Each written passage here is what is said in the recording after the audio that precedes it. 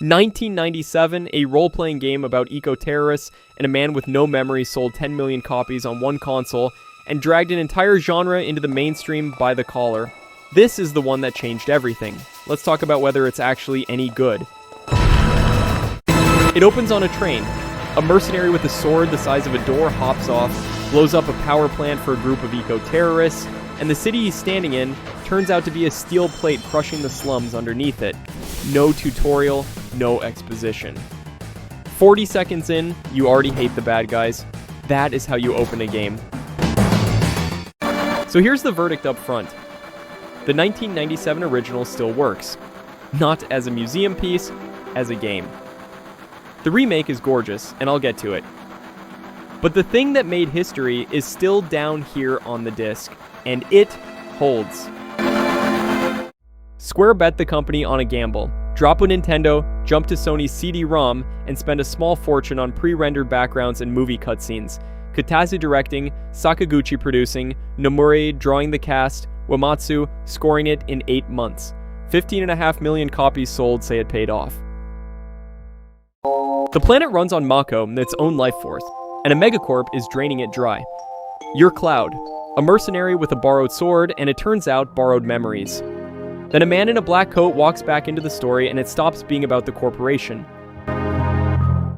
Most games give you a hero, this one gives you a found family of 9, and almost all of them are genuinely great. Quick roster. Barrett leads the resistance and has a gun for an arm. Subtle. Tifa is your childhood friend, runs a bar, and settles arguments with her fists. The emotional engine of the whole game is two people who cannot say the obvious thing to each other for 40 hours. Aerith, or Aerith, depending which translation you trust, sells flowers in a city that doesn't have any. She's the last of an ancient race, she's funny, she's kind, and we'll get there. Red the 13th is a fire-tailed wolf who is smarter than the entire party. Kate Sith is a fortune-telling cat riding a giant stuffed Moogle, secretly piloted by a corporate executive having a moral breakdown. 1997 was a strange and beautiful time. Sid is a chain-smoking pilot who wanted to go to space and got handed a tea tray instead. And two whole characters, a ninja and a vampire, you can walk right past if you don't go digging. The game does not hold your hand. Personal pick of the party, for what it's worth, Red 13, a talking dog who narrates his own grief and outacts most humans in games today. Tell me your main below. The system tying it all together is Materia, glowing orbs you slot into your gear. Magic, summons, stat boosts, abilities, all interchangeable, all swappable between characters. Want your wolf casting Ultima and your pilot summoning a literal god? Go ahead. And like every great Final Fantasy, it is gloriously breakable. Pair a Knights of the Round with a W summon, and the final boss becomes paperwork. There's an item duplication trick the whole playground knew. The freedom is the point, and, I'll be honest, also the problem. Hold that thought. Here's how much game is in this game.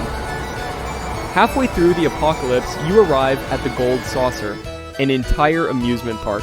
Snowboarding, chocobo racing, a fighting arena, a stage play you can fumble live. And quietly, the whole time, the game has been tracking how you treat everyone. And then, it sends you on a date with whoever you were nicest to. A 1997 role-playing game had a hidden relationship sim in it. I need you to sit with that. And that's just the arcade. The real rabbit hole is the side content. Chocobo racing, a breeding system deep enough to have its own wikis, and optional super bosses that hit harder than the final boss. People have lost more hours raising birds in this game than I have spent outdoors. No notes. Beautiful. Now the reason it's remembered. A third of the way in, the game tells you who Cloud is. Then halfway through, it tells you that you were lied to. And so was he. His memories aren't his. The hero you've been steering built an identity out of a dead man's life, and the game makes you sit in the wreckage of that. That is a wild thing to do to a player in 1997. Your save file, your 40 hours, your guy, and the rug isn't just pulled. it's revealed to have never been there. Most blockbusters wouldn't risk it now. And then there's the scene, the one even people who never touch the game know. It spends 30 hours making you love one character, hands you a healing spell you lean on constantly, and then takes her out of the story. In a cutscene. No boss fight, no undo. In 1997, a main character staying dead was unthinkable. Kids reset the console for hours looking for the secret revive.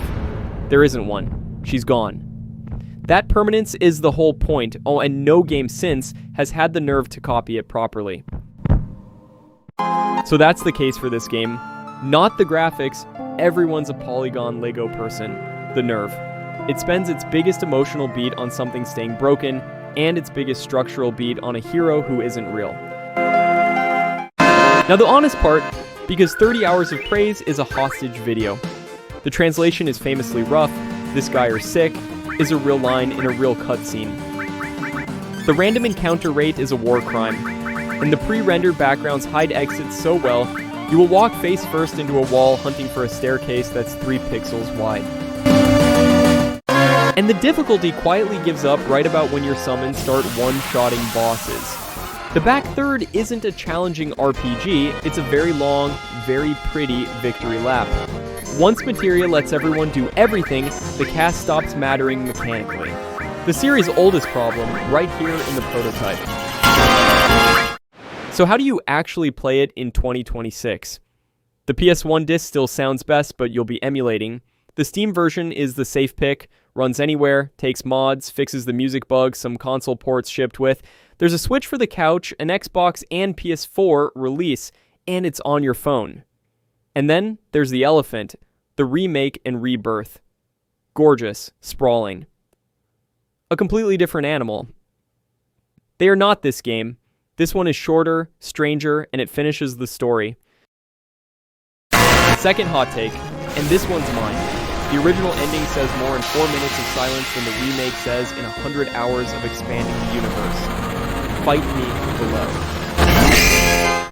Does it hold up? Yes, with asterisks. You can see from orbit and not one of them fatal. Final Fantasy VII is a clumsy, ugly, overlong, badly translated masterpiece that outnerves almost everything made since. It is the most important console RPG ever shipped, and rarer, an important thing that is still worth your actual weekend. Playing it now is like reading the letter that started a war. The handwriting's a mess, the paper's falling apart, and it's still more alive than anything written about it since. Play the Steam version. Bring tissues. Skip the chocobo breeding. So that's our take. Clumsy, beautiful, badly translated, and still the one everything else gets measured against. If it's been too long or you've never played it, go give it a weekend. Thanks for watching, and we'll see you in the next one.